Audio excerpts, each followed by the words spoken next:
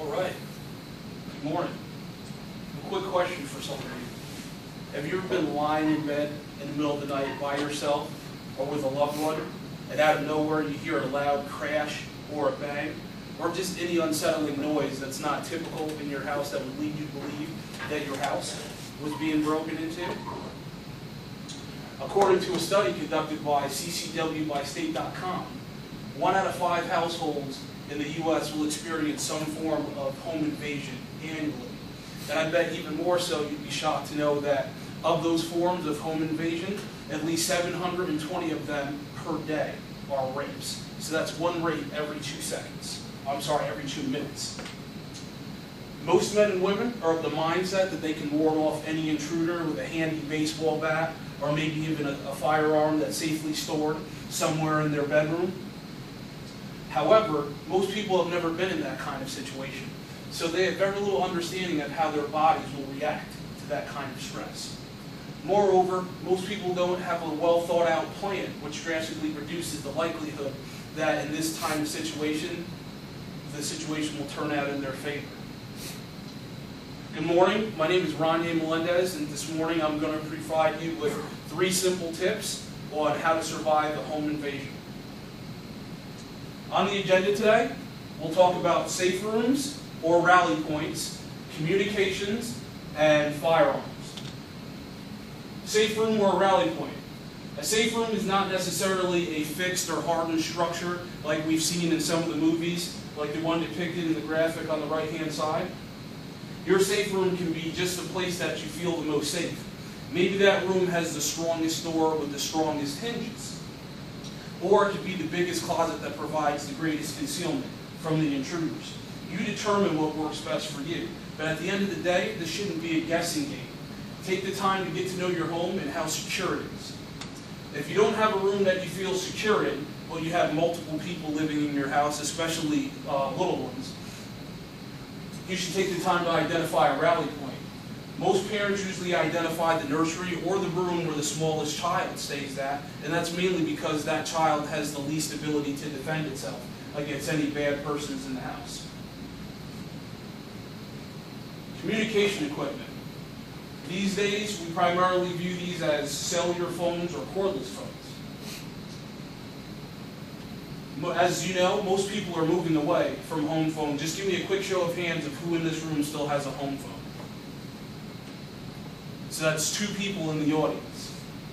That means the rest of you rely on cell phones to communicate with the outside world, right? How many of you have spotty cell signals in your home and have to leave your cell phone in the kitchen or the bathroom or plugged into an outlet in the hallway outside your bedroom? Any of you? That's a good thing. If we had a larger audience, those numbers would probably be different. And if any of you did fit that category, you should consider a home phone. The question is, why? What happens when you can't get to the phone in order to communicate your emergency with the police, or you don't have an adequate signal to dial out? Who in here has ever gone to bed at night and forgot to plug their cell phone in and awoke to a dead phone? There you go, that kind of proves the point. So always remember to put your cell phone on the charger at night. Additionally, who in here thinks it might be a great idea to put an additional cell phone charger in their safe room or near the rally point, so in the event that their cell phone is dead, they have an additional means to communicate with the outside world? Communication on the premises. This is always going to be situational. You have to ask yourself, do you need to communicate with loved ones stuck in another part of the house, i.e. a small child or a spouse? Do you feel safe enough to scream commands from room to room in order to communicate with each other? Even more so, are you emboldened enough to scream commands at the intruders? Or is the situation as such that you don't want to give away your location while you're waiting for emergency services to reach you?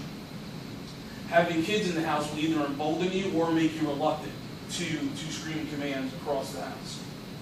Have you ever thought of alternative means of communicating? Like me and some of you who have children here who have grown up, we don't always throw away some of those things that we use when as the kids grow up, like those old baby monitors. That's something to consider as an alternative means of communicating through your house without having to scream commands and give away your location.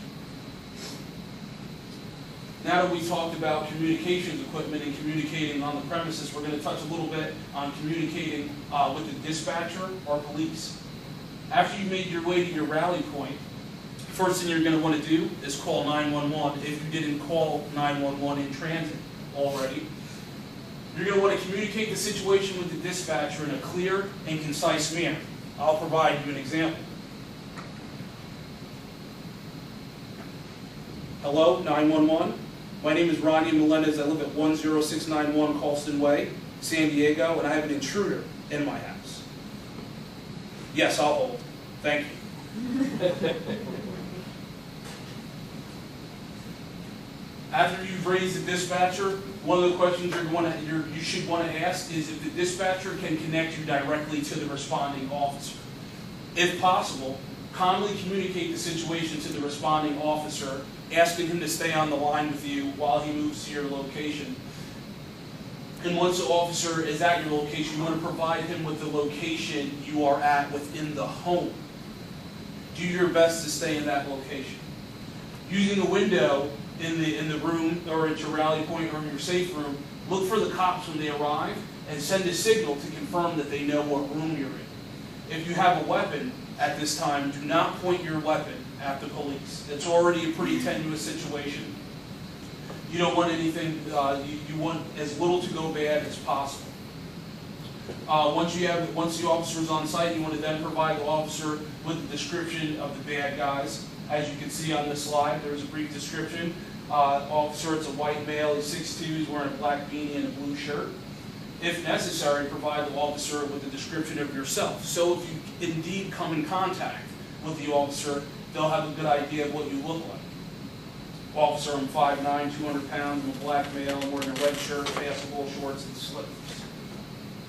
There may be a lot of commotion when the cops arrive. Do your best to remain calm. When approached by the police, limit your hand movements and do your best to follow all commands. Lastly, we'll talk about firearms. Firearms and firearm safety. If you do have a firearm, ensure that that weapon is safely stored but accessible, preferably in a nightstand safe or locked in a drawer. Again, with regard to the firearm, if you do own one, you should be trained to use that firearm. You should be proficient in the operation of your firearm, knowing how to safely and accurately acquire and engage targets. And in addition to engaging targets, you should have a good idea of what the backstop is. Should that round over-penetrate your target, where's that round going to end up? If you miss your target, where's that round going to end up? Is it going to end up in the neighbor's house? Lastly, clearing malfunctions. We all know that in stressful situations, things rarely go right. Should your weapon malfunction, you should know how to clear that malfunction and get that weapon back into action. It could save your life. Lastly, you need to consider the mental and physical outcomes of actually engaging an intruder. In conclusion, we'll briefly review the survival tips I've provided and demonstrated for you today. The first being identifying a safe room or rally point. Next, communication with regard to equipment, how to communicate with each other, as well as your communications with the police. Then we covered firearms and firearm safety.